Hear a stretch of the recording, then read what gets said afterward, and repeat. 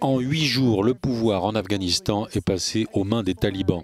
Les insurgés sont entrés sans combat dans de nombreux quartiers de Kaboul avant de s'emparer du palais présidentiel où des combattants en armes ont posé sous l'œil des caméras. L'ancien vice-président Abdullah Abdullah avait annoncé un peu plus tôt dans la journée que le président afghan Ashraf Ghani avait quitté son pays. À la faveur du retrait des forces américaines, les talibans contrôlent désormais la quasi-totalité du pays. Les autorités en place ont tenté de faire bonne figure. Le ministre de l'Intérieur du président Ashraf Ghani a ainsi affirmé que la ville de Kaboul et que le pouvoir seraient transférés pacifiquement. Les gens ne doivent pas s'inquiéter. La ville est sécurisée. Quiconque provoque des troubles dans la ville devra faire face à une confrontation sérieuse. La sécurité de la ville est garantie et elle ne sera pas attaquée.